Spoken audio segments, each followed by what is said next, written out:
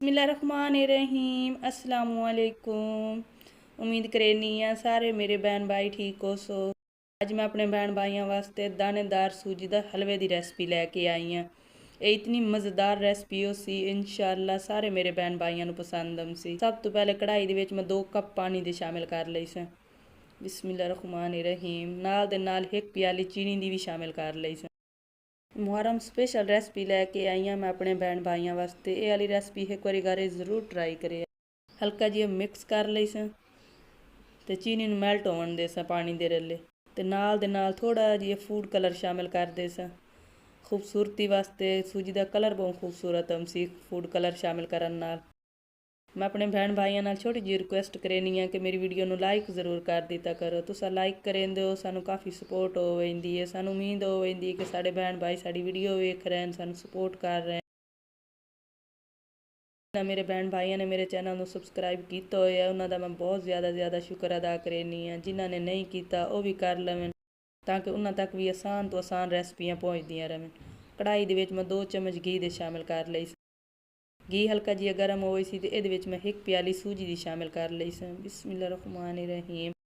सूजी नूं मैं चंगी तरह छान ली आई। सूजी नूं हमेशा छान कर इस्तेमाल कीता करो। इहदे विच कीड़े वगैरह या कोई शै भी विच हो सकदी है भई सूजी नूं हमेशा छान कर इस्तेमाल करना चाहिए। सूजी नूं हुण मैं इत्थे चंगी तरह भुन लई सा। सूजी नूं मैं इतनी देर भुन लई सा जितनी देर के इहदे विच हल्का जिहा कलर ना आ जाए। चम्मच ना हलाई रखना है तो सूजी ने इत्थे पकाई रखना है जितनी देर ये कलर ना आ जाए हल्का जिहा। ये इतनी मज़ेदार रेसिपी है भई एक बार ये घर जरूर ट्राई करिया। मैनू कमेंट करके दसिया है कि मेरी दानेदार सूजी की रेसिपी मेरे बहन भाइयों को किहो जी लगी है। मैं इंशाअल्लाह अपने बहन भाइयों को कमेंट का जवाब दे सा।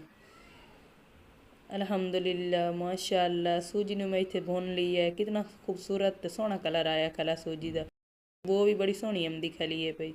हुण मैं इहदे विच चीनी वाला पानी शामिल कर लई सा ते चम्मच नूं नाल हलाई रखना है ते चम्मच नूं मैं नाल हलाई रखसां ते पानी शामिल कीती रखसां चीनी वाला। चम्मच नूं हलाई रखना ताकि सूजी गुठलियां ना बन जावन। हुण मैं इत्थे सूजी नूं घट होण तक पका लई सा। चम्मच नूं हलाई रखसां ते सूजी नूं पकाई रखसां। अगर तुहानू मेरी ये रेसिपी पसंद आ रही है तो मेरी इस वीडियो नूं लाइक शेयर सबसक्राइब करना ना भुलिया। बैल आइकन नूं भी दबा दिता करो ताकि आवन वाली हर रेसिपी मेरी तुहाडे तक जल्दी पहुँच जाए। अल्हम्दुलिल्लाह माशाअल्लाह सूजी इत्थे बन गई है तो हुण मैं इहदे विच थोड़े जिहे ड्राई फ्रूट शामिल कर लई सा, बदाम ते काजू ते हल्का जिहा मिक्स कर लई सा। मैं उम्मीद करेनी हाँ कि अज वाली रेसिपी सारे मेरे बहन भाइयों को पसंद आई होसी। मेरी इस वीडियो नूं लाइक शेयर भी कर दिता करो अपने बहन भाइयों नाल, अपने दोस्तों नाल। इतना मज़ेदार दानेदार सूजी का हलवा इत्थे तैयार है पिया। मैं उम्मीद करेनी हाँ कि अज वाली रेसिपी सारे मेरे बहन भाइयों को पसंद आई होसी। ते मेरी इस वीडियो नूं अपने बहन भाइयों नाल, अपने दोस्तों नाल, अपनी फैमिली नाल मेरी वीडियो नूं शेयर कर दिता करो ताकि उन्हां तक भी आसान तो आसान रेसिपियाँ पहुँचदियाँ रहें। तो मैं अपने बहन भाइयों नाल छोटी जी रिक्वेस्ट करेनी है कि मेरी वीडियो नूं लाइक जरूर कर दिता करो।